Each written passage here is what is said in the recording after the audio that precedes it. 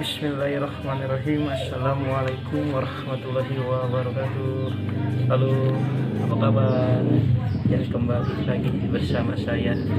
Pada kesempatan kali ini di video yang pertama, saya Ardiansyah akan menjelaskan tentang materi-materi yang kebetulan tidak sempat diajarkan di kelas. Yang pertama tentang perbandingan trigonometri di berbagai kuadran dan nilai perbandingan trigonometri sudut istimewa. Untuk materi pertama tentang perbandingan trigonometri di berbagai kuadran, inti dari materi tersebut yaitu tentang menentukan nilai-nilai pada perbandingan trigonometri seperti itu. Kalau bicara nilai ya tentu kita bicara tentang positif dan negatif saja. Oke. Nah, sebelum kita masuk ke materi inti, kita perhatikan judulnya dulu. Ada kata yang mungkin masih asing ya, yaitu tentang kuadran. Apa itu kuadran? Ya, bisa dikatakan kuadran itu bisa dikatakan suatu wilayah atau daerah gitu ya. Jadi kalau misalnya kita kaitkan dengan perbandingan trigonometri, kuadran itu nanti ditulisnya pada diagram kartesius, di mana diagram kartesius itu memiliki titik pusat, lalu ada sumbu X dan sumbu Y. Nah, ini titik pusatnya. Lalu yang tiduran atau rebahan itu sumbu X, dan yang lagi berdiri itu sumbu Y. Nah, itu sumbu X yang tiduran. Dan yang lagi berdiri itu sumbu Y. Ya, oke. Nah, bicara tentang kuadran. Nah, karena dari diagram kartesius tersebut kita perhatikan ya, bahwa untuk X dari titik pusat ke kanan itu adalah bernilai positif. Nah, untuk Y dari titik pusat ke arah atas bernilai positif. Untuk X dari titik pusat ke arah kiri itu bernilai negatif, dan untuk Y dari titik pusat ke bawah itu bernilai negatif. Seperti itu. Selanjutnya kuadran itu nanti dibagi menjadi 4, karena kalau kita perhatikan dari diagram kartesiusnya itu membelah menjadi 4 bagian. Yang pertama untuk kuadran 1 itu berada di sebelah kanan atas, kemudian untuk kuadran 2 itu ada di bagian kiri atas, dan untuk kuadran 3 itu berada pada bagian kiri bawah, dan kuadran 4 itu berada pada bagian kanan bawah. Ya, seperti itu. Kalau bisa sambil ditulis ya, supaya nggak lupa gitu. Nah, untuk bicara tentang ukuran sudutnya, untuk kuadran 1 itu rentang sudutnya itu dari 0 derajat sampai 90 derajat. Kemudian untuk kuadran 2 itu dari 90 derajat sampai berapa? Ya, sampai 180 derajat. Lalu untuk kuadran 3 itu dari 180 derajat sampai 270 derajat, dan yang kuadran 4 yaitu dari 270 derajat sampai 360 derajat. Yaitulah pembahasan mengenai perkenalan mungkin ya tentang kuadran. Selanjutnya kita akan membahas tentang perbandingan trigonometrinya di berbagai kuadran. Yang pertama untuk kuadran 1. Jadi ingat, untuk materi ini kita hanya menentukan positif atau negatif perbandingan suatu trigonometri. Hanya itu saja. Ya, seperti biasa kita gambar diagram kartesiusnya yang memuat sumbu X dan sumbu Y. Untuk yang rebahan sumbu X, untuk yang berdiri sumbu Y. Gitu. Nah, kemudian kita misalkan kita tarik sebuah garis dari titik pusat yang membelah kuadran 1. Ya, kemudian kita tarik juga ke bawah. Lalu untuk garis itu kita simbolkan R, biasa jari-jari gitu ya. Kemudian yang rebahan itu sisi X, dan yang tegak itu sisi Y gitu ya. Lalu kita terus juga untuk sudut alfa dan sikunya. Nah, sebelumnya kita sudah pernah belajar tentang perbandingan trigonometri pada segitiga siku-siku. Jadi ini sebenarnya sama kasusnya.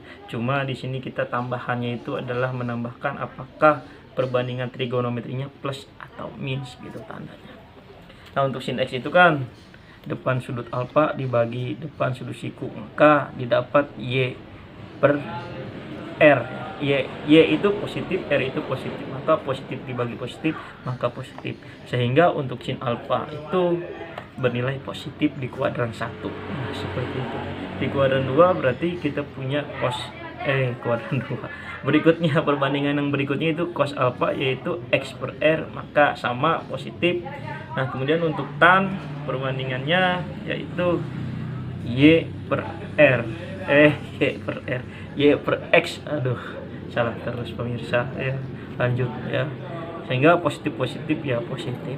Jadi kesimpulannya untuk kuadran 1 itu semuanya bernilai positif. Nah, selanjutnya di kuadran 2 kita perhatikan kuadran 2. Nah, untuk yang rebahan itu X kan karena di sebelah kiri, maka dia bernilai negatif, dan sisanya untuk Y masih di atas positif dan R selalu positif karena jari-jarinya ada negatif kan gitu. Maka perbandingannya seperti itu. Untuk sin alfanya berarti Y per R positif bagi positif positif. Untuk cosnya min X per R berarti negatif dibagi positif negatif, dan tannya itu yaitu Y per min X berarti positif dibagi negatif. Kemudian di kuadran 3, nah X nya negatif, kemudian juga di situ Y-nya negatif karena Y-nya juga di bawah dan R-nya tetap positif. Maka perbandingan trigonometrinya untuk sin itu adalah min Y per R berarti negatif dibagi positif negatif. Kemudian untuk cosnya min X dibagi R negatif dibagi positif juga negatif, dan tannya min Y per min X negatif dibagi negatif berarti positif. Maka di kuadran 3 yang positif hanya tan, sisanya negatif ya. Oke, kayak kamu ya. Ya, itu sambil diingat-ingat, jangan lupa ya. Kemudian di kuadran 4. Nah, kuadran 4 untuk Y-nya negatif karena masih di bawah ya, dan untuk X itu positif karena di sebelah kanan, dan untuk R-nya selalu positif. Maka perbandingan trigonometrinya untuk sin itu min Y per R negatif dibagi positif negatif.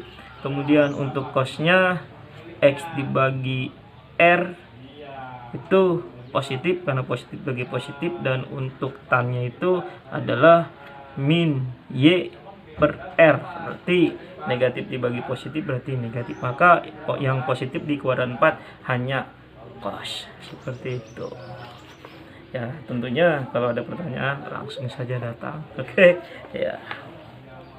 Nah, dari sana maka untuk mempermudah kalian memahami, kemudian kita rangkum gitu ya, supaya ya dari berbagai kuadran itu kita gampang ngapalnya gitu ya, atau mengingat atau memahaminya.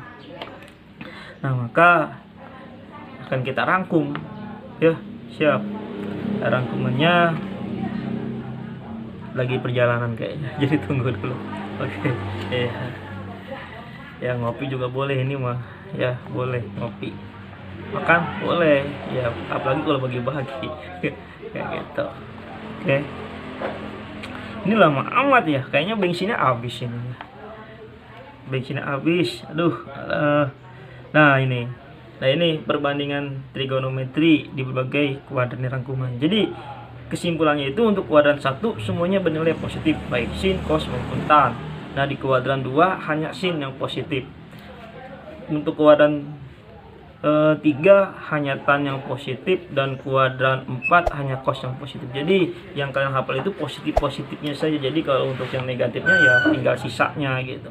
Nah, jangan lupa ya untuk subscribe, bunyikan lonceng gitu kan, untuk like ya, dan untuk share. Nah, ini tujuannya untuk mengetahui kalian sudah nonton atau tidak. Jadi syaratnya harus like, subscribe, dan lonceng.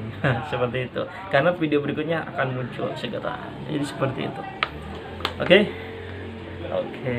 Nah, materi untuk perbandingan trigonometri dibagi kuadran selesai. Selanjutnya kita masuk ke materi yang kedua, yaitu tentang nilai perbandingan trigonometri sudut istimewa.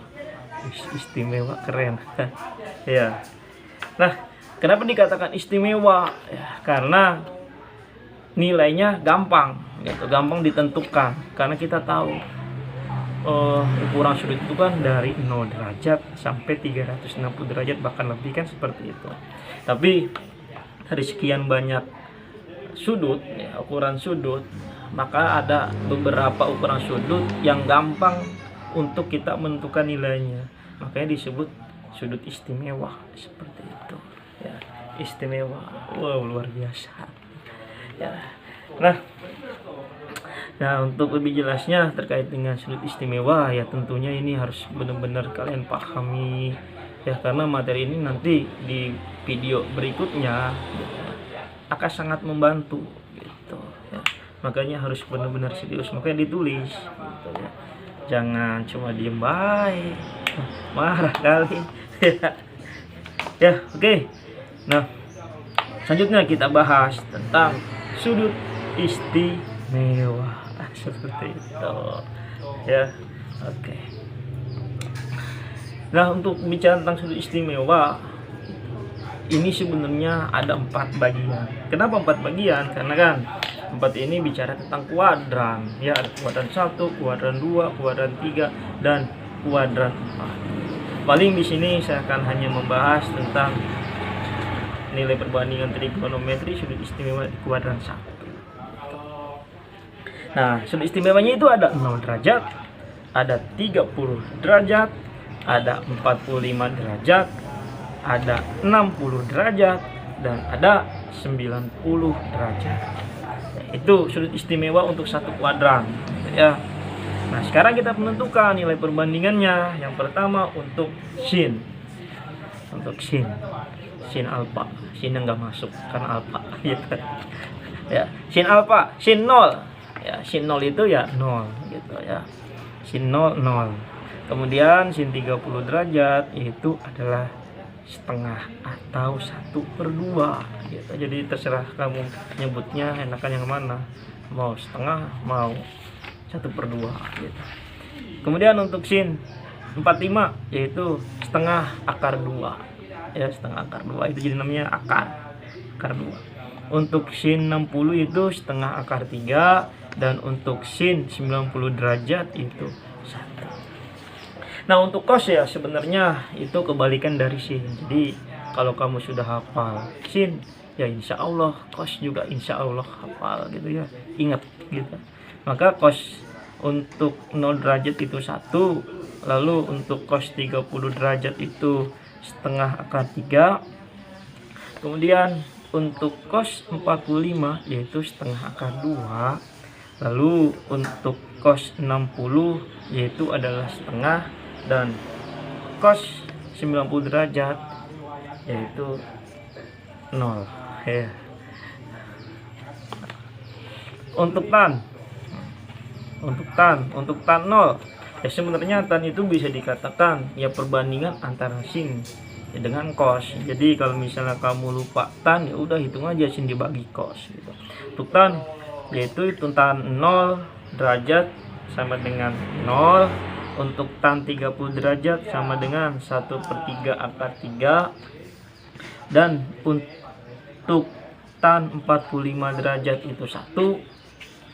Tan 60 derajat akar 3. Dan tan 90 tidak terdefinisi.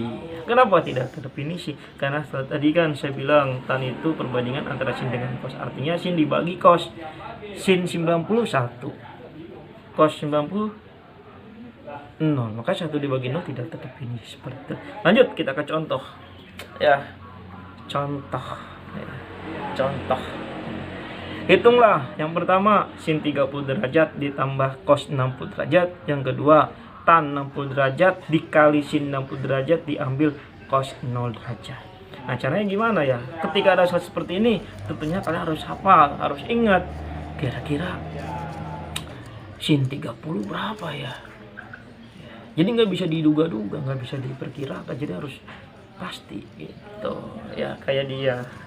Pasti.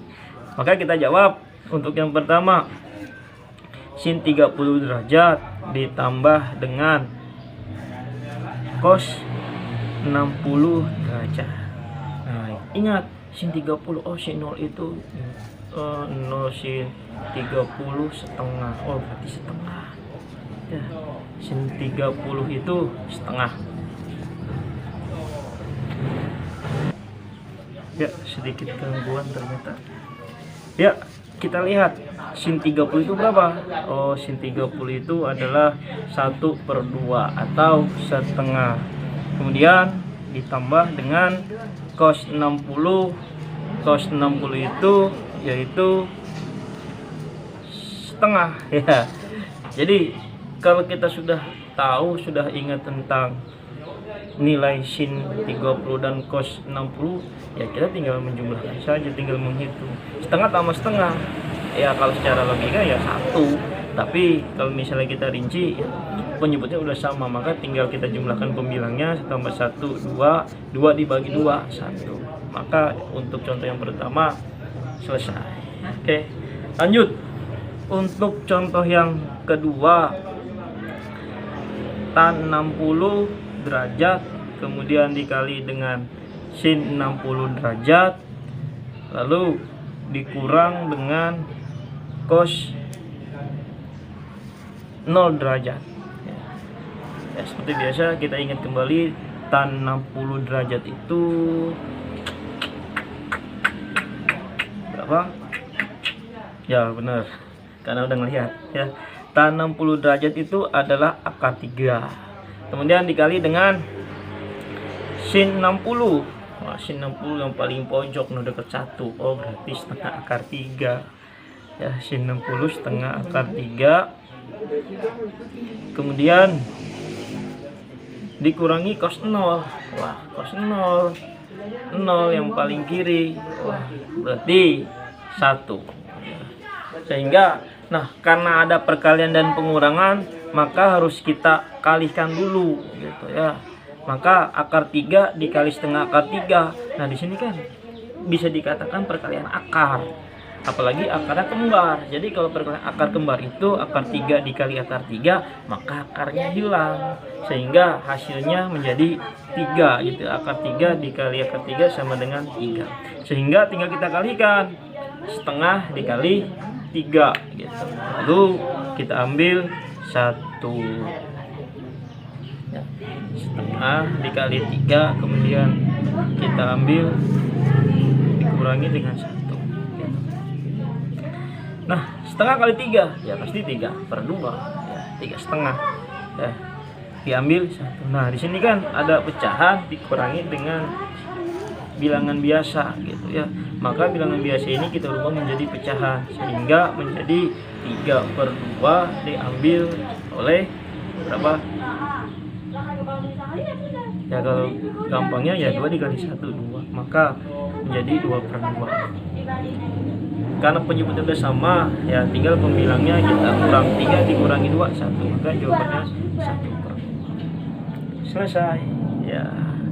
Sehingga latihan habis belajar ya tentunya latihan ya, silakan kerjakan latihan di rumah masing-masing, nanti di kelas ya, dikumpulkan, tulis di buku tugas. Oke. Silakan ditulis tugasnya.